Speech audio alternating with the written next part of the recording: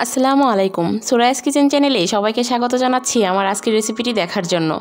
আজকের পর্বে আমি আপনাদেরকে রাজকীয় স্বাদের চিকেন কোরমা রান্না করে দেখাবো, যেটা তৈরি করা খুবই সহজ। আপনারা ভিডিও দেখলেই বুঝতে পারবেন। এই চিকেন কোরমা রান্না করা যতটা সহজ ততটাই টেস্টি। সাদা পোলাওয়ের সাথে খেতে অসম্ভব ভালো লাগে এই চিকেন কোরমা। চিকেন কোরমা রান্না করার জন্য এখানে আমি 1 কেজি পরিমাণ চিকেন নিয়েছি রেগুলার সাইজ করে কাটা। এখন আমি স্বাদ মতো লবণ আর 3 টেবিল চামচ মতো টক দই দিয়ে দিব। এখন ভালো করে মিশিয়ে নেব। এতে করে চিকেনের যে একটা স্মেল থাকে সেটা চলে যাবে। এই পর্যায়ে সময় থাকলে চিকেনটাকে ম্যারিনেট করে আধা ঘন্টার মতো রেখে দিতে পারবেন, আর সময় না থাকলে সাথে সাথেই রান্না করে নিতে পারবেন। এখন আমি বেরেস্তা করার জন্য কড়াইতে পরিমাণ মতো তেল দিয়ে তাতে হাফ কাপের মতো পেঁয়াজ কুচি দিয়ে দিব। 1 টেবিল চামচ মতো ঘি দিয়ে দিব। ঘি আর তেলে সমন্বয়ে এই বেরেস্তা করলে খুব সুন্দর একটা গ্রান পাওয়া যায়।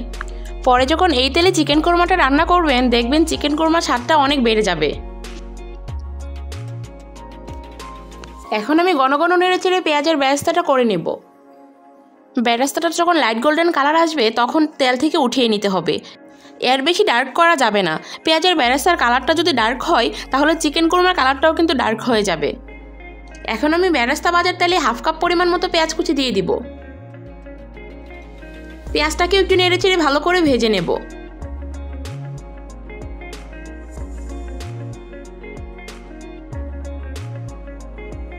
পেঁয়াজটাকে কিন্তু এই পর্যায়ে একদম বেরেস্তা করে ফেলা যাবে না।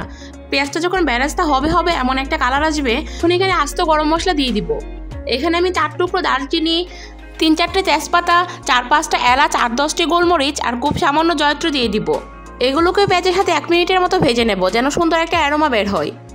এখন আমি 2 টেবিল চামচ মতো আদা রসুনের পেস্ট দিয়ে দিব। তেলের সাথে ভালোভাবে ভেজে নেব যেন আদা রসুনের কাঁচা গন্ধটা চলে যায়।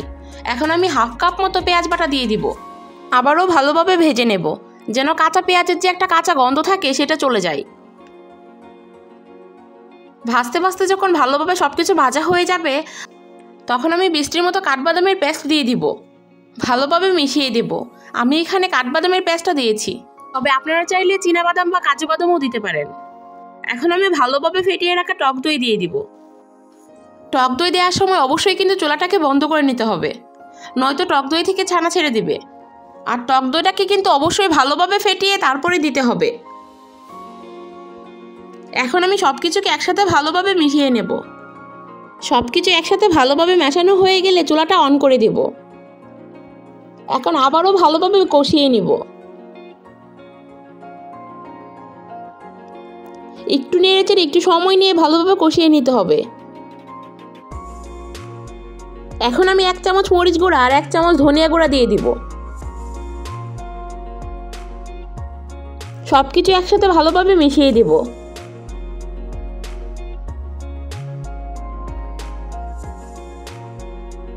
মেশানো হয়ে গেলে ঘন ঘন নেড়ে চেড়ে ভালোভাবে মশলাটাকে কষিয়ে নেব। এখন আমি মশলাটাকে ভালোভাবে কষানোর জন্য এখানে সামান্য লিকুইড দুধ দিয়ে দিয়েছি। এখন আমি একটা ঢাকনা দিয়ে ঢেকে মশলাটাকে ভালোভাবে কষিয়ে নেব। দেখেন আমার মশলাটা ভালোভাবে কষানো হয়ে গিয়েছে। মশলা থেকে তেল উপরে ভেসে উঠেছে। এটা আসলে বলে বোঝানো যাবে না, আপনাদেরকে ভিডিও দেখেই বুঝে নিতে হবে। এখন আমি আগে থেকে ম্যারিনেট করে রাখা চিকেনগুলো দিয়ে দিব। মশলার সাথে চিকেনগুলোকে ভালোভাবে মিশিয়ে দেব। ভালোভাবে মেশানো হয়ে গেলে একটা ঢাকনা দিয়ে ঢেকে চিকেনটাকে ভালোভাবে কষিয়ে নিব। এখানে আমি এক্সট্রা কোনো পানি ব্যবহার করব না, কেননা কিছুক্ষণ ঢেকে রান্না করলে চিকেন থেকে পানি বের হয়ে আসবে।